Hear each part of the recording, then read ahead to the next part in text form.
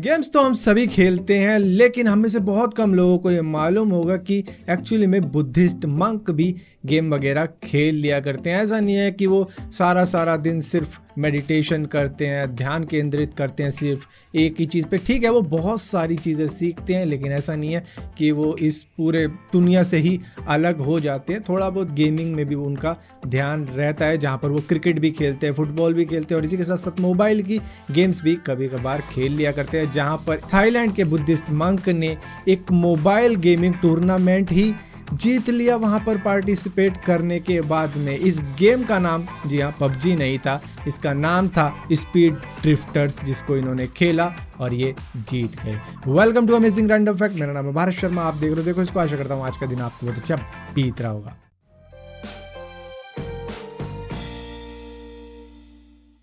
अगर आप कभी रोलर कोस्टर में बैठे होंगे तो आपको एक बात तो मालूम ही होगी कि उसमें खुद को संभालना ही बहुत बड़ी बात होती है, दूसरों को संभालना तो भूल ही जाओ। अगर वो रोलर कोस्टर करीबन 130 किलोमीटर प्रति घंटे की रफ्तार से चल रहा है। यहाँ पर कैम्प नाम के एक व्यक्ति जो कि स्विट्जरलैंड के एक एथलीट हैं, जो कि फिस्ट बॉलिंग वर्ल्ड चैंपियनशिप में गए हुए थे स्विट्जरलैंड को रिप्रेजेंट करने के लिए स्पेन में, जहाँ पर वो पोर्ट एडवेंचर थीम पार्क में गए और रोलर कोस्टर की राइड लेने लग गए थे, जहाँ पर उनके आगे बैठे व्यक्ति से उनका आईफोन X छूट गया। लेकिन इन्होंने 130 किलोमीटर प्रति घंटे की रफ्तार से चल रहे रोलर कोस्टर में उनका फोन कैच कर लिया, जो कि एक बहुत ही वायरल न्यूज़ हो रखी है इस टाइम पे यूरोप के अंदर। मैं आपको बता दूं कि ये यूरोप का फास्टेस्ट और टॉलेस्ट रोलर कोस्टर था। अभी तक ऐसा लगता था कि ये काम सिर्फ जापान के अंदर ही हुआ करता है, जहां पर आप फ्रेंड्स को भी रेंट पर ले सकते हो। मतलब कि आपका दोस्त नहीं है बेसिकली, लेकिन आपको किसी पार्टी में जाना है, किसी इवेंट पे जाना है और अकेले नहीं जाना है, कोई ना कोई पार्टनर चाहिए, तो आप एक बंदे को रेंट पर ले सकते हो जो कि आपके फ्रेंड की तरह ही आपके साथ में घूमने चला जाएगा। वहां पर तो रिलेटिव भी बन जाते हैं लोग। प्रिंसिपल ने स्कूल में बुलाया कि जब बाप को ले गया तो भाई वहाँ पे अप्लाई करता है बंदा कि ले पैसे और चल मेरे साथ में। और इसी तरीके की एक वेबसाइट है जो सारी दुनिया में रेंट पर देती है फ्रेंड्स को। इसका नाम है rentafriend.com, जहां पर जाके आप दुनिया के किसी भी हिस्से से किसी भी दोस्त को रेंट पर ले सकते हो। मतलब आपका वो दोस्त नहीं होगा, लेकिन वो आपके दोस्त की तरह एक्टिंग करेगा। आप में से शायद बहुत कम लोगों को मालूम होगा कि क्रिस्टोफर रीव ने सुपरमैन का कैरेक्टर निभाया था, जो कि 1978 में आई थी। और इसको निभाने के लिए इन्होंने 18 kg मसल मास गेन किया था, और जिसको गेन करवाने में मदद करी थी डेविड प्राउस ने, जो कि इनके साथ ही जिम जाया करते थे और ये दोनों जिम बडीज ही थे। और मैं बता दूं कि डेविड प्राउस ने डार्थ वेडर का भी कैरेक्टर निभाया था, तो इसका मतलब ये है कि सुपरमैन और डार्थ वेडर दोनों जिम बडीज थे।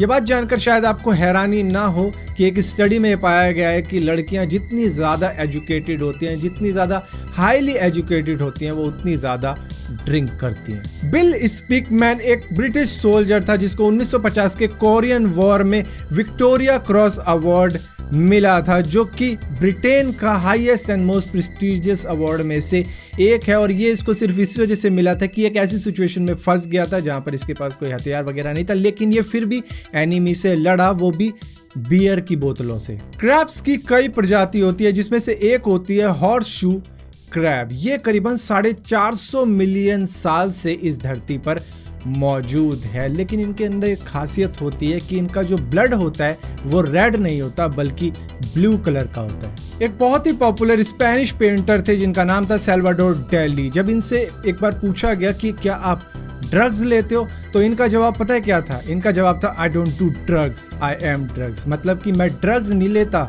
मैं खुद ड्रग हूँ। आई एम श्योर ये बात आप में से बहुत कम लोगों को मालूम होगी कि इंग्लैंड की करंट क्वीन एलिजाबेथ और इसी के साथ साथ यूएस के प्रेसिडेंट रह चुके जॉर्ज वॉशिंगटन एक्चुअली में दूर के रिश्तेदार हैं। इनके जो सबसे कॉमन पूर्वज थे जो एक दूसरे को जाना करते थे, वो करीबन 1681 में मर चुके थे। ब्लैक होल के बारे में तो आप जानते ही होंगे, जिसको the point of no return भी कहा जाता है, और इसको कैप्चर किया भी गया है, जिसके बारे में मैंने आपको इस वीडियो में बताया था। लेकिन आपको ये नहीं मालूम होगा कि जिस महिला साइंटिस्ट और उसकी टीम ने ये पूरा प्रोजेक्ट चलाया था और दुनिया को पहली इमेज दिखाई थी ब्लैक होल की, उनको करीबन $3 मिलियन का प्राइज दिया गया है। फिलहाल के लिए अमेजिंग रैंडम फैक्ट्स की इस वीडियो में इतना ही था। अगर वीडियो आपको पसंद आती हो तो इस वीडियो को लाइक जरूर करना, शेयर जरूर करना, और इसी के साथ साथ इसी टाइप की और भी वीडियो देखने के लिए इस चैनल को सब्सक्राइब जरूर करना, वरना आपको मालूम नहीं चलेगा मैंने को वीडियो डाली भी है।